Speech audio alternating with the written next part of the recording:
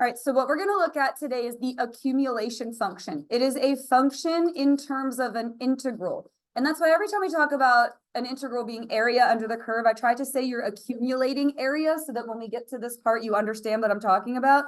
You're going to write a little bit for this one. But good news, all those justifications that you learned back when we did first and second derivative test, they're all still the same. They didn't change. Okay, it's all still the exact same thing. So we're looking at this function right here, g of x. The first thing you're going to do is find g prime using what I just got done teaching you. So what is g prime for this? F of x. You just take x and plug it in. On the AP exam, which there will be one of these on the free response, there is every year. And it makes me really happy because you'll be able to get all the points, all right? This is worth a point to link those two things together. You know, we talked about linkage errors and I was like probably trying to not put equal signs. You do need to link these. That's worth a point to link those together. Because, and read over there, what is this the graph of? It says the graph of f, which is g prime. That's your derivative graph. And if you remember back to where I taught you first and second derivative graphs or tests, and I said usually they give you the derivative graph, that's how they set these up every time. It is exactly like this, okay? So state the critical points. We're going to justify everything. How do you get a critical point? Derivative equals 0. This is your derivative. All your sentence, I want to see if you remember, all of your sentences should start out one of two ways. It's g of x is or g of x has. So g of x has critical points. Oops. Critical points at x equals what? There's two of them. You're looking where there's derivative 0 and 6. Good. Because, and who is your source that you're citing? G prime is your source because G prime equals 0 there. That's your justification. I hope this starts to come back to you because I've actually taught this lesson before. We're just doing it from an integral standpoint is really all it is. All right, intervals where G is increasing and decreasing. I'm going to write out the sticky note. You guys are going to help me. So we've got G prime, we've got G double prime. Do you remember what goes here? Increasing, positive, negative, and then increasing, positive, decreasing, negative. And then in here, gosh, you guys rock. Okay, so this is the graph you're looking at, but this is the graph you're writing sentences about. All right, you're writing sentences about a graph you don't have. All right, G is increasing where the derivative is above sea level. Good, positive above sea level. So where's this graph? Above sea level. 0 to 6. All right, so G of x, not the one you're looking at. G of x is increasing 0 to 6 because G prime, your source, is positive there. And then I call the other one the sibling statement. It's G of x is decreasing everywhere else for the opposite reason. Okay, but you can't say that. So G of x is decreasing -2 to 0. Good. Union, was it 6 to 8? Because, and what's your justification? Good. Perfect. Yay. This is going well. I'm remembering it. It's not any different. I've taught you it before. Same thing, right? X values where G has relative extrema. That means relative maximums and minimums. Those are your critical points. Do you think this is the location of a maximum or minimum? Minimum, because G prime changes from, perfect. Okay, so G of x has a relative minimum at x equals 0 because G prime changes from negative to positive there. As a heads up, we're going to do a second one of these on the other side. I don't make you write the sentences for that one because you literally just did it here and they're not going to change, right? But you can do it once. We can do it for the front side of this. And then at the other critical point at 6, we're going to say G of x has Relative maximum, because G prime changes from positive, see how it goes from above to below, positive to negative there. So G of X has a relative maximum at X equals 6 because G prime changes from positive to negative there. Sorry, I had to kind of squeeze that in.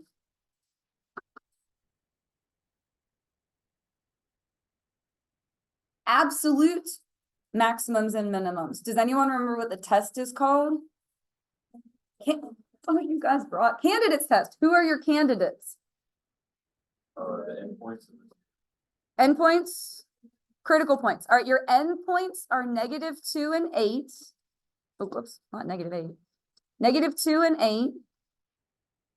And then the critical points, 0 and 6. Now, here's where this is different from how you learned it last time. Because your function is an accumulation function. It's in terms of, take 2. It's in terms of an integral. And you have to look at where your accumulation starts because people just assume it's 0 and it's not always 0. Where does your accumulation start for this one? 3. So what we're going to do is draw a line here at 3. And we have to break this all up and find all the areas. You're going to be okay. They're going to be shapes you know, like rectangles or triangles or trapezoids, all right? So let's go do this first one. 1/2 base times height. What is the area for this little guy? 1, but it's actually -1. Good.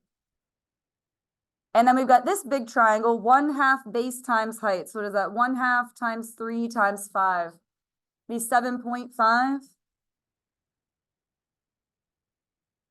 Now, these we're going to have to break up and do trapezoids in here. I'll write it off to the side. If you can do it in your head, that's cool. The trapezoids are on their side, though. So the height is actually 1. So it's 1/2 times 1. And then you add the bases together. So that would be 5 plus 2. What is that? 3.5?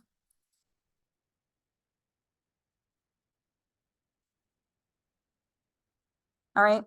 And then what is that one going to be? 2.5? Because if this is 2, and then you've got that little triangle there. All right, so 2.5. And then what is this? 1/2 base times height. So 1/2 times 1 times 3. So 1.5. And then this last triangle over there, 2, but it's actually -2. Good. Okay, that went so nice. You guys know how to find areas of stuff. All right, so when we go to fill in our table here, you have to start your accumulation at 3 and go to wherever you're going. So the first one's -2. Watch me point to this. We're going to start here at 3 and go to -2. Now that means you're going backwards. So this would be a -7.5 plus 1. So -6.5. All right, now if we go from -3, not -3, I'm sorry, +3 to 0, again, we're going backwards. Good, oh my gosh, perfect. Now we're going forwards, all right? So from 3 to 6, you would have to add up 1, 2, 3, 4, 5, 6, yeah, 7.5. And then from 3 to 8, 5.5. Oh my gosh, that went so good. And then we're going to write out the answers. So what is the absolute biggest number we got on the table? Okay, so absolute max is 7.5 at X equals 6. And then the absolute minimum is -7.5 at X equals 0. The chart is the justification, so you don't have to write a because statement. That was the only kind of like new thing we're doing today. We've done all this before, but you had to actually like find areas of stuff. But that went really well for you guys, all right? Inflection points. Let me pull out my sticky note. Oh, I kind of crumpled it. Yes. All right, hold on a second. Let me get everybody there. So we're checking where our second derivative changes from positive to negative or negative to positive. Now, this is the graph you're looking at. So we're looking for where the derivative changes from increasing to decreasing or decreasing to increasing. Usually there's a bunch of them, all right? G of X has inflection points at x equals, and then we're gonna have to go look at the graph there. Let's see, we are increasing, increasing, increasing. So there's one. So 3 and 4 and 5, and that's it.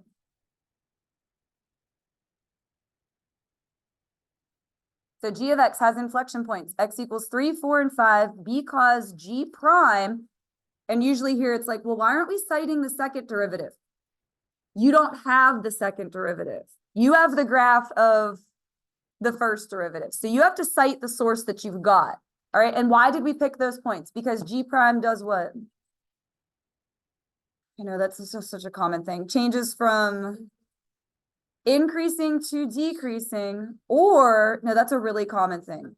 Decreasing to increasing there. I get that that is a whole lot to write. I went to a conference once where they went over the scoring and I asked, isn't there a shorter way to put that? Are you okay? Okay. And they said, no, they have to write it that way to get the points. So whatever, that's how you have to write it. Increasing to decreasing or decreasing to increasing. All right, concave up and concave down. Concave up is where the graph we are looking at is do you guys see how I'm matching these up? Okay, you can get it all from this sticky note. So g of x is concave up. Where is the graph we are looking at increasing? -2 to 3, union 4 to 5. Because, oh, I'm going to ask you guys, what would be our justification? Good. I know it feels like you should be citing the second derivative, but you don't have the second derivative. You can't cite somebody that you don't have. That would be like quoting a person that never said the thing. You know what I mean? Like, can't do that. Or have we done that in English class? No. Okay. And then g of x is concave down everywhere else for the opposite reason. So it would be 3 to 4 union, what's the other one? 5 to 8. I think it was 5. Because g prime is decreasing there. And now here's the whole point of this. We're going to draw a graph of g, the thing that we just wrote all the information about. Now, points that you want to put on that: end points, critical points, and inflection points, all the important ones. Oh my gosh, look, the end points and critical points are right there. Just plot them. -2, -6.5. Like just all those values on the table that we did. 0, -7.5. I'm going to stop reading them to you because I know that's annoying. Just plot everything that was on that table. And I'm sorry the last one goes right to the edge. I didn't realize that. That's my bad. I'm sorry.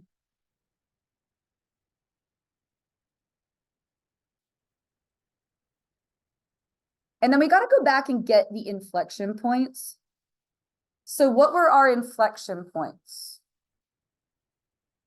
3, 4, and 5. Where did our accumulation start?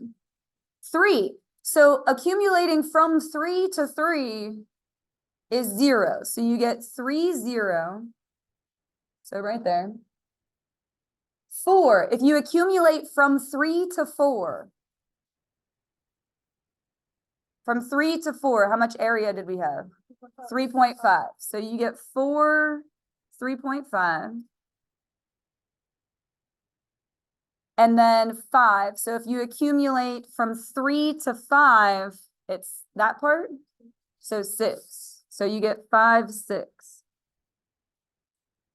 So remember, your accumulation started at 3, and they're going to tell you where it starts. Just don't always assume it's 0. And then when you connect those, you just have to do the right concavity. So we were concave up, like a smiley face, from -2 to 3. So from here to here, do you see how I made it? I'm trying to make it concave up like this. And then we're concave down. Oh, why did I write? Concave down from 3 to 4. So you want to try to like bend it the other way. Do you see how I'm doing that there? Like, I don't know. As good as you can. And then concave up from 4 to 5. So like this. And then concave down for the rest of it. No, you're like, Miss Cole, we don't care, and we're tired and hungry. It is neat, though, that we could draw the graph of that just using the information that we put together. It's neat. It's cool, guys. It's cool. It's cool. We will be able to finish this one because I'm not going to make you write the sentences, okay? We're just going to write all the straight answers. It'll go nice and quick. You have to link these together. G prime, if you do this derivative, that's the lesson I just taught you on the other sheet. G prime equals what? Yeah, well, and you plug in the x, so f of x.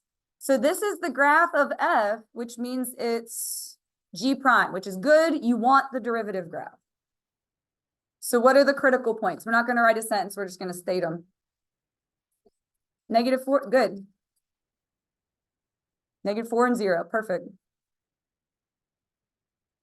All right, increasing.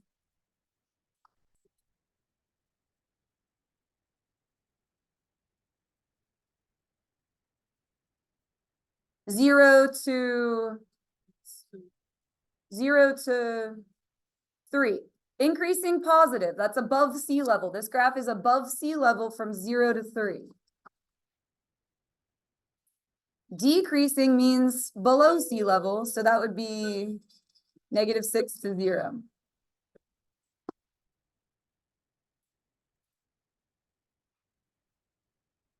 All right, relative maximums and minimums. This is a critical point, but does it give you a maximum or minimum? Why not? It doesn't have a, it doesn't change. It doesn't change from here. We're going to write out that sentence. G of x has neither relative maximum or minimum at x equals, what was that one?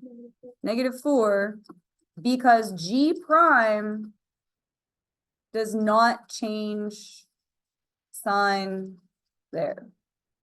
We did that way back when as well. And some people would say stays negative there or stays positive there. There's nothing wrong with that, but then you have to pay attention to whether it's staying positive or negative. I just write does not change sign. And I think I heard somebody say the other one, what's going on at 0? Negative to positive means negative to positive. Minimum. I should make you write the sentences again. All right, relative minimum at x equals 0. Negative to positive means decreasing to increasing. If you visualize that decreasing, changing to increasing, you get a low point, right? And then here, who are our candidates? Endpoints, that's what, -6 and 3. Critical points, good. Where did the accumulation start? -4, is that what that's, okay, good. All these areas, all right, 1/2 base times height. You guys were quick with this though. What would that be? 1/2 times 2 times 4, so -4 for that. Ooh, a semicircle. That's 1/2 pi r squared, and the radius is 2. Only it will be -2 pi because it's below sea level. All right, and then this triangle would be 1, good.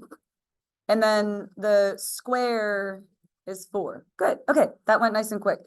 So for -6 in our table, if you go from -4 to -6, you're going backwards. So +4, good. How about -4 to -4? Yeah, that's nothing. -4 to 0, now you're going forwards, so everything counts normal. That would be -2 pi. Now that is approximately -6. If you just treat pi like 3, now you wouldn't write -6 as an answer. I'm just doing that so you can see which one's the biggest and smallest, all right? And then from -4 all the way to the end, -2 pi plus 5. That's approximately -1. And again, you don't want to put those as answers. I just did that so you could see which one's the biggest. So what's the biggest? Wait, the maximum?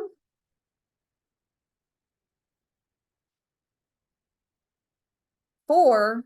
Oh. At x equals -6, there we go, and the absolute minimum negative, thank you for saying -2 pi, at x equals 0. All right, so inflection points to change concavity, that's where the graph we are looking at changes increasing to decreasing or decreasing to increasing. So when you look up here, we have that at -4, and that's actually the only one. Just x equals -4. So this point doesn't count because we don't change from increasing to decreasing, changes to constant. So that does not count as an inflection point. So just -4.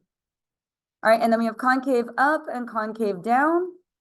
Concave up is where the graph we are looking at is increasing. Concave down is where the graph we are looking at is decreasing. So concave up would be from -6 to -4. Union, -2 all the way to 1. And then concave down is where this graph is decreasing. That would be -4 to -2. Actually, I'm going to add on to this. We will have a linear part of the graph where there is no bend in the graph. There's no concavity for this constant part. So from 1 to 3, you get something that's just a line. It doesn't bend one way or the other. So when you go to put all your points on here, I'm going to start with all of these. -6, 4. -4, 0, 0, about -6. It'll be like -6 in a little bit. And then 3, about -1. It'll be like -1 in a little bit. So that's the endpoints and critical points. Then you have to go back and get the inflection points. -4. So actually, we already have -4 on there. -4, 0. And then I know, or wait, is there another inflection? Oh, I missed an inflection point. I'm sorry. I was so busy explaining why this wasn't one. I missed the other one. We have another inflection point at -2 because there's a change in the derivative from decreasing to increasing. I'm sorry. It's equals -2. All right, so if we do -2, accumulation starts at -4. From -4 to -2 is just half of this semicircle, so a quarter circle. So it would just be -1 pi, which would be like -3 and a little bit. So -2, -pi, -3.14. All right, and then I know I said this wasn't an inflection point, but we still want it on our graph. It doesn't count as an answer to that inflection point question, but you still want that on there. So accumulation starts at -4. If we go from -4 to 1, we get -2 pi plus 1. That would be about -5, like -5 and a little bit. So 1, -5 and a little bit. All right, and then we're just going to connect them with the correct concavity. So we want to be concave up from -6 to -4. Concave down from -4 to -2. Concave up from -2 to 1. And then this part is linear. So I know I can't make it look very great there, but that should be straight. It doesn't have a bend in it.